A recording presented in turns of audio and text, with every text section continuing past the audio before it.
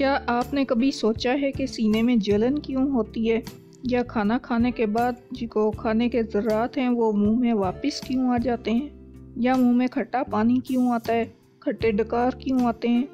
आज इसी मौजू पर बात करते हैं। इसे गैस्ट्रोइसोफेजियल रिफ्लेक्स डिजीज़ कहा जाता है, या फिर सिर्फ एसिड रिफ्लेक्स के नाम से जाना जाता है। गैस्ट्रोइसोफेजियल रिफ्लेक्स डिजीज़ की शॉर्ट टर्म GERD है। इसे GERD लिखा और पढ़ा जाता है कंप्लीट गैस्ट्रोइसोफेजियल रिफ्लेक्स डिजीज़, या फिर जस्ट एसिड रिफ्लेक्स। अब इसमें होता क्या है कि जब बंदा खाना खा के हटता है तो उसके मुंह में खट्टा पानी आता है, खाने के ज़रात आते हैं, या सीने में जलन महसूस होती है। अब ये कंडीशन मैदे के तेज़ाबी मवाद का ग़िज़ाई नाली में वापस आना जो है, ये अलामात और पेचीदगियों को जन्म देता है। लेकिन ऐसा क्यों होता है? ये एसिड रिफ्लेक्स क्यों होता है? मैदे का तेज़ाबी मवाद ग़िज़ाई नाली में वापस क्यों आता है?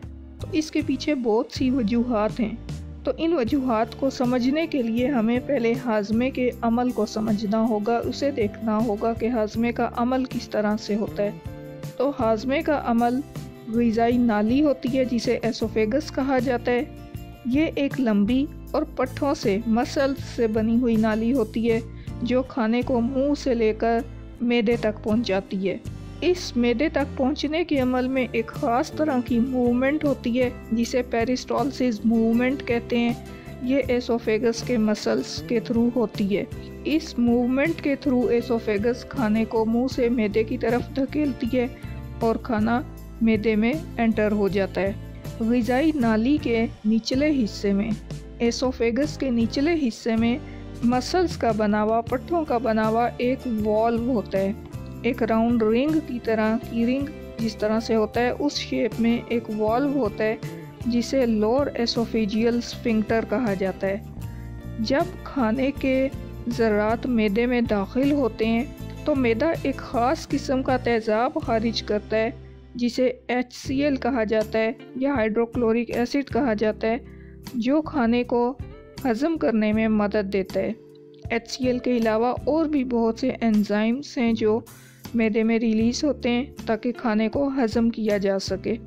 जब मैदा खाने को छोटी आंत की तरफ धकेलता है तो लोअर एसोफेजियल स्फिंक्टर सख्ती से बंद हो जाता है ताकि ये जो डिफरेंट केमिकल्स मिली ग़िज़ा है ये वापस ना आए। अच्छा, ये तो था कि हाज़मे का अमल किस तरह से होता है। तो मुंह से खुराक एसोफेगस के ज़रिए स्टमक में जाती है और पेरिस्टालसिस मूवमेंट्स इन्वॉल्व होती हैं, और स्फिंक्टर होता है जो रिवर्स मूवमेंट को कंट्रोल करता है, बंद हो जाता है ताकि ग़िज़ा वापस ना आए।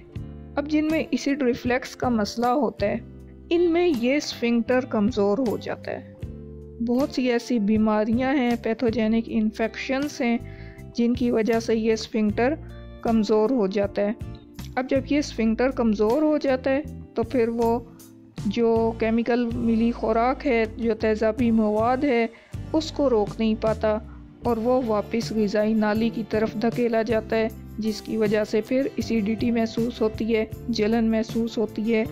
वो जो खट्टा पानी है, जो तेज़ाबी मवाद है, वो डकार की सूरत में या वैसे मुंह में आता है और कड़वाहट सी महसूस होती है। तो इसकी एक वजह तो ये हो गई। दूसरी वजह ये है कि ग़िज़ाई नाली के जो मसल्स हैं, जो एसोफेगस के मसल्स हैं, ये कमज़ोर हो जाते हैं, जिसकी वजह से ग़िज़ाई नाली में खुराक ज़्यादा देर तक रहती है और वो डिफरेंट इन्फेक्शंस का बाइस बन जाती है। तीसरी इसकी वजह है कि स्फिंक्टर का आर्जी तौर पर खुल जाना।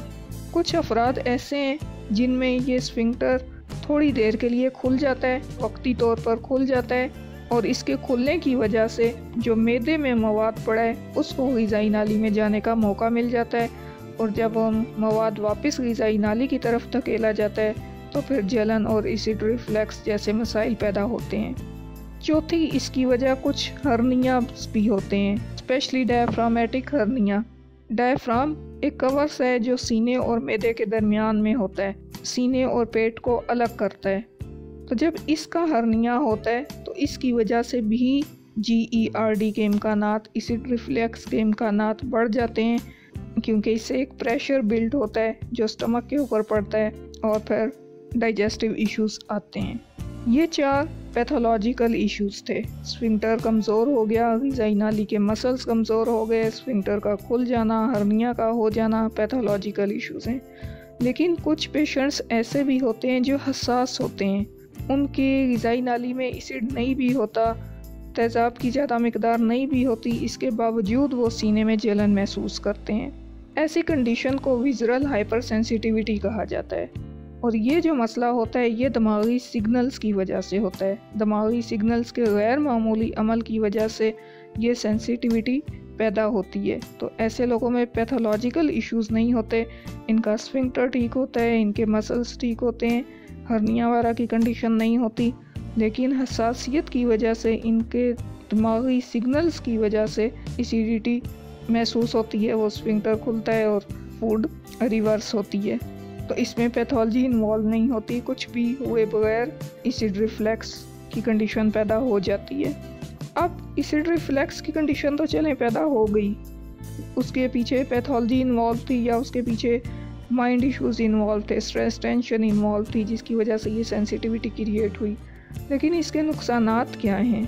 अब वो जो एसिडिक मटेरियल एसोफेगस में धकेला जा रहा है, वो बार बार मुंह की तरफ धकेला जा रहा है, तो इसकी वजह से क्या कोई नुकसानात भी होते हैं? तो बिल्कुल इसकी वजह से नुकसानात होते हैं।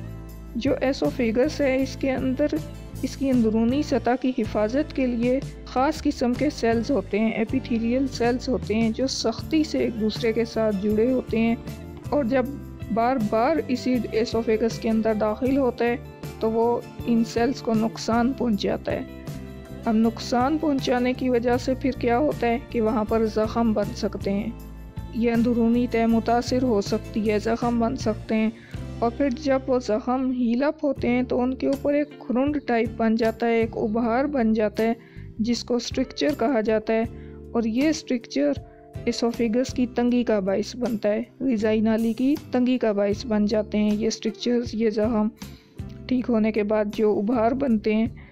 अब तंगी की वजह से फिर खुराक अंदर धकेलते वक्त तंगी का एहसास होता है, खाना खाते वक्त तंगी का एहसास होता है। तो इस तरह की अलामात फिर सामने आती है। फिर कुछ मरीज़ों में मुस्तकिल रिफ्लेक्स की वजह से ग़िज़ाई नाली के खुलिये बदल सकते हैं, वहाँ पे बार बार ज़ख़म बन रहे हैं, बार बार भर रहे हैं, अल्सर वाली कंडीशन पैदा हो रही है। तो इस बार बार के प्रोसेस की वजह से सेल्स अपनी शेप तब्दील कर सकते हैं। अगर वहाँ पे ज़ख़म बन जाते हैं तो हम उसको कहेंगे कि अल्सर हो रहा है, और अगर वो ज़ख़म भर के उभार नुमा कोई शेप बन रही है तो फिर उसको कहते हैं कि स्ट्रिक्चर्स बन रहे हैं। लेकिन अगर शेप चेंज हो रही है तो फिर वो प्री कैंसरियस स्टेज में एंटर हो जाते हैं, कैंसर से पहले वाली हालत पैदा हो जाती है। तो ये एसिड रिफ्लक्स कोई छोटा मसला नहीं है। अगर आपको इस तरह की अलामात आती हैं, खाना खाने के बाद सीने में जलन होती है, मुंह में खट्टा पानी आता है, खुराक के ज़रात वापस आते हैं, इस तरह की डकार वगैरह आते हैं, तो इसको सीरियस लेना चाहिए, क्योंकि ये बॉडी के सिग्नल्स हैं जो आगे चल के क्रॉनिक डिजीज़ में कन्वर्ट हो जाते हैं, अल्सर और कैंसर जैसी बीमारियों में बदल जाते हैं। इनको टाइमली ध्यान दें इनकी तरफ, इनको समझें कि ये किस वजह से हो रहे हैं और तिब्बी इमदाद हासिल करें ताकि दायमी बीमारियों से बचा जा सके।